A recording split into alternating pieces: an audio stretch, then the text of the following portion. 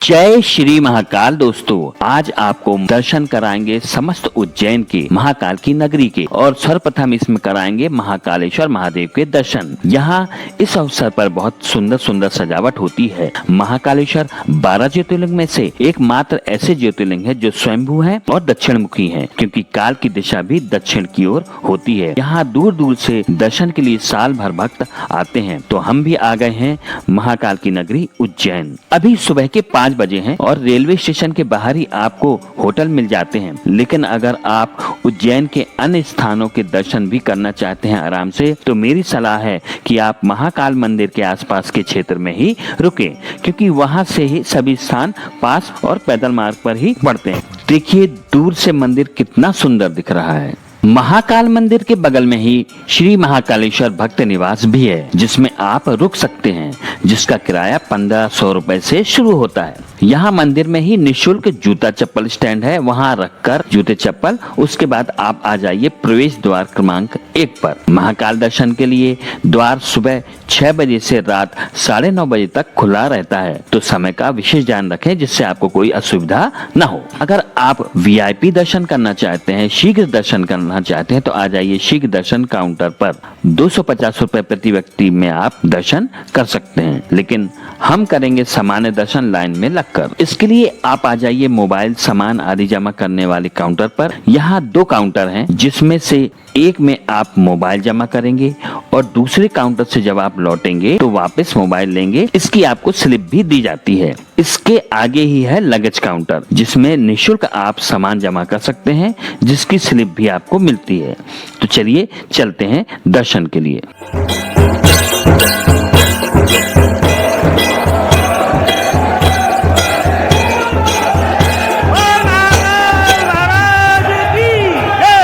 पौराणिक कथाओं के अनुसार अवंतिका नगरी में, जिसे हम आज उज्जैन के नाम से जानते हैं, दूषक राक्षस ने आतंक मचा रखा था।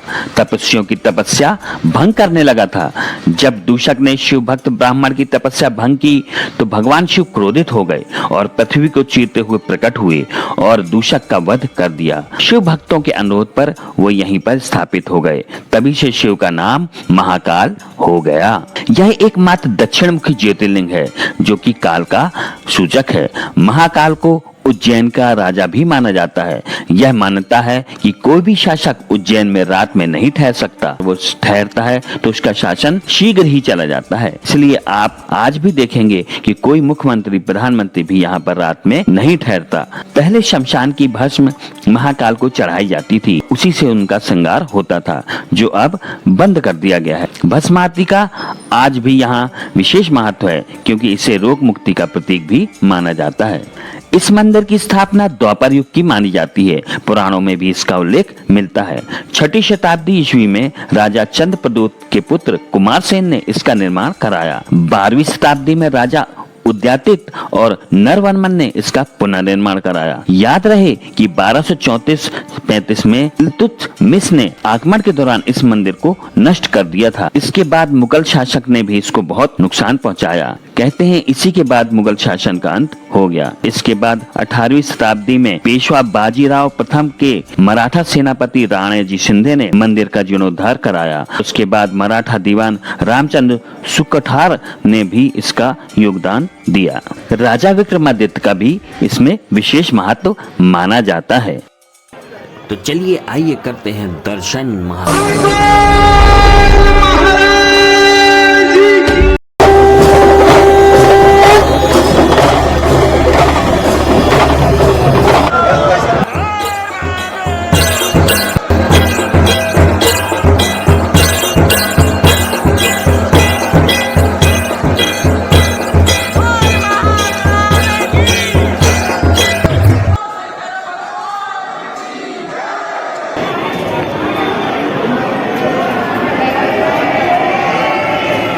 बहुत ही सुंदर दर्शन, और कोई जाना नहीं चाह रहा है और सिक्योरिटी उनको जबरदस्ती भेज रही है कि चाहिए आप दूसरों को भी दर्शन कीजिए। लेकिन महाकाल के दर्शन के लिए लोग इतने भावुक हो रहे हैं और अभी भी उनको पूरी तरह से निहारना चाहते हैं कम समय में भी। और देखिए अभी भी लोग नहीं जा रहे हैं। और चलिए अब हम चलते हैं बाहर ऊपर की तरफ, कराएंगे अंदर प्रांगण के दर्शन। जय श्री महाकाल।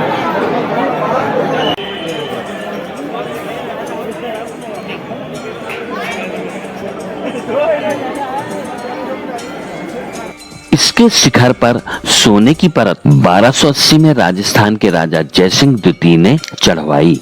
देखिए इसके 3 तल हैं।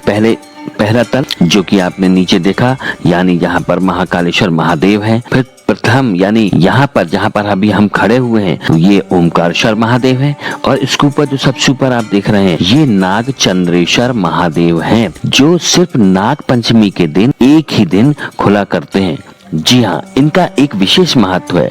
कहते हैं अगर इनका तीनों का एक साथ दर्शन किया जाए एक ही दिन तो जीवन में कोई भी कष्ट नहीं रह जाता है। चक्रवर्ती सम्राट राजा विक्रमादित्य, परमार वंश, अहिल्याबाई होलकर और मराठाओं का इस मंदिर के अस्तित्व को आक्रांताओं से बचाए रखने का और पुनर्निर्माण में सहयोग अतुलनीय रहेगा। देखिए जो ऊपर का शिखर है मैं आपको बताता हूँ। देखिए इसमें नागचंद्रेश्वर महादेव जो है, ये देखिए मैं अभी आपको पुराना तस्वीर दिखा रहा हूँ। जब मैं गया था नागपंचमी के दिन ही मात्र ये मंदिर खुलता है ऊपर, तो आप आकर उस दिन दर्शन कर सकते हैं। उस दिन बहुत लंबी लाइन होती है, 8-8 10 घंटे लगते हैं। इसका भी मैंने एक वीडियो दिया हुआ है, आप देख सकते हैं।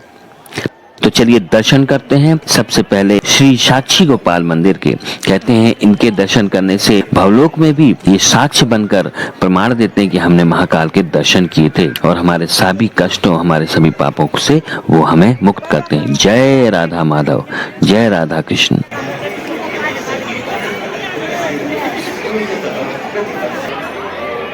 यहीं पर बना हुआ है गजेंद्र महाराज का यानी कि हमारे गणपति देव का मंदिर। ये भी बहुत पुराना मंदिर है। आइए इनके भी दर्शन करते हैं। जय गणपति देव। इसी प्रकार यहाँ पर और भी कुछ मंदिर हैं, जैसे वृद्धकालेश्वर, कल्पेश्वर महादेव। ये भी 1-1 हजार साल, 500-500 साल पुराने मंदिर हैं। यहाँ बहुत सारे मंदिर हैं जिनके दर्शन इस समय संभव नहीं है। इसके अलावा मैं आपको एक जानकारी और दे दूं कि यहाँ पर जो मंदिर है यहीं पर एक कुंड भी है बहुत पुराना, जो अभी फिलहाल नहीं खोला गया है, निर्माण कार्य चल रहा है, पुनर्निर्माण चल रहा है, उसका भी बहुत महत्व है। इसके अलावा यहाँ पर जब आप दर्शन कर लेते हैं तो आपको भोजन निःशुल्क मिलता है। यह निःशुल्क क्षेत्र अंदर ही काउंटर बना, अगर आप बाहर निकल गए, आउट हो गए तो फिर आपको नहीं प्राप्त होगा। तो ये काउंटर से लेकर जब आप बाहर निकलते हैं वहीं पर आपको भोजनशाला में भोजन मिलता है। चलिए मैं वो भी आपको दिखा देता हूँ। चलिए पहले चलते हैं बाहर की ओर। देखिए कितना सुंदर तरीके से बना है। देखिए अभी हम लोग बाहर जा रहे हैं और जब हम निर्गम द्वार से बाहर जाएंगे और उसके बाद फिर महाकाल लोक, उसके बाद जब महाकाल लोक आप पार कर लेते हैं तो वहां से भी आपको जाकर जो अन्य क्षेत्र है वहां पर आपको भोजन मिल जाता है।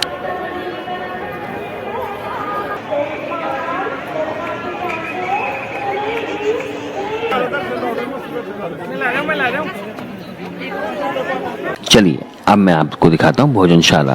देखिए हम आ गए हैं भोजनशाला में और यहाँ पर देखिए कूपन देने के बाद आप लाइन से बिल्कुल बैठकर सात्विक भोजन कर सकते हैं और बहुत ही ये महाकाल का प्रसाद के रूप में होता है और बहुत अच्छी व्यवस्था। पहले वही महाकाल लोक पर ही बनता था, अब ये पूरा पुनर्निर्माण के बाद अब ये 2 तलों में बन गया है।